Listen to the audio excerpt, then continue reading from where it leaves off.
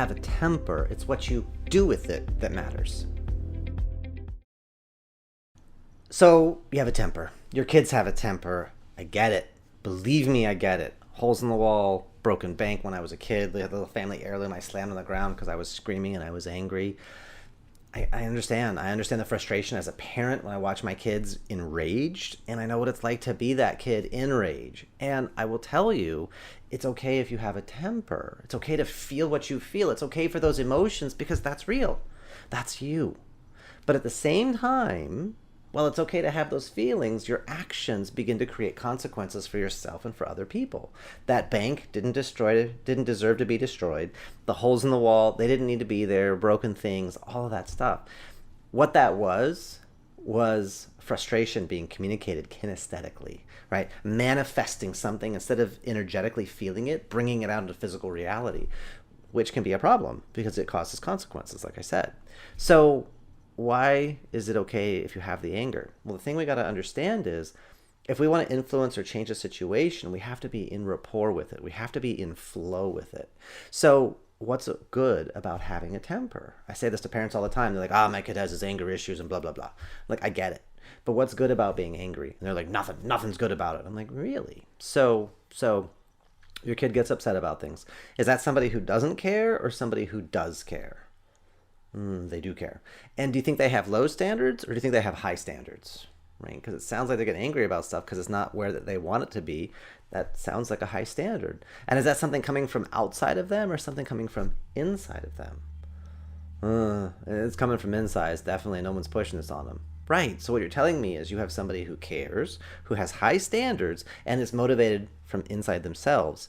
The challenge is getting that energy expressed. So a couple of tips. Number one, we got to stop that emotion or stop that monster when it's young. When we start to notice, anger usually doesn't come from zero. It comes from some situation or some context. There's already pressure inside of us, and then a circumstance will allow it, boom, to trigger, and then it explodes outwards.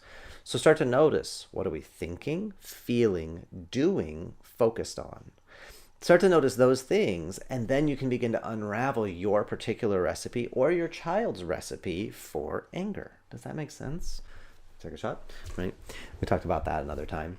So it's the idea, though, of it's okay to have that emotion. What are we going to do about it? How can we diffuse it, or how can we redirect it? Because sometimes anger can be a spark. It can be something to motivate us in a moment to change our standards, to change the way we do things, but it's not a place we want to live. And sometimes, especially with teenagers, you can talk to them as adults, as intelligent people, and be like, look, that anger, I see it, and it looks like it's eating you up. I know because I had issues with anger when I was younger, and here's what happened, ... Here's what we call it feel, felt, found. Here's what I felt, and this is what I found. And then you can lead them to another way to express that emotion, another way to get that out.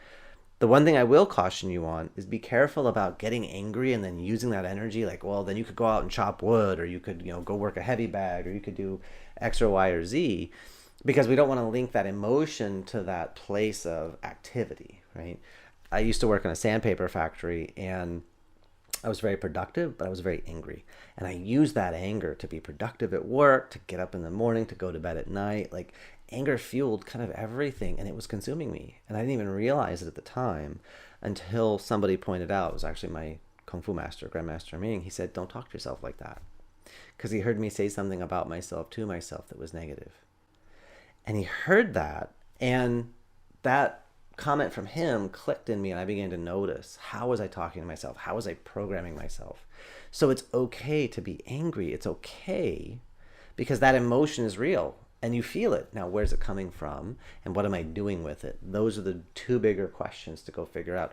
Where's it coming from so I can extinguish the flame, or I can stop the fuel source? And then what am I doing with it so I'm not causing damage to myself or others as we go out into the world? Okay, so it's okay to be angry. Maybe it's a situation you should be angry about, and that you need that energy to make a change or manifest a change.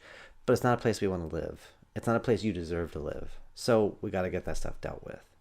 So what about you? What makes you angry? What do you think? Have you managed to find peace with that inner flame and found a way to use that?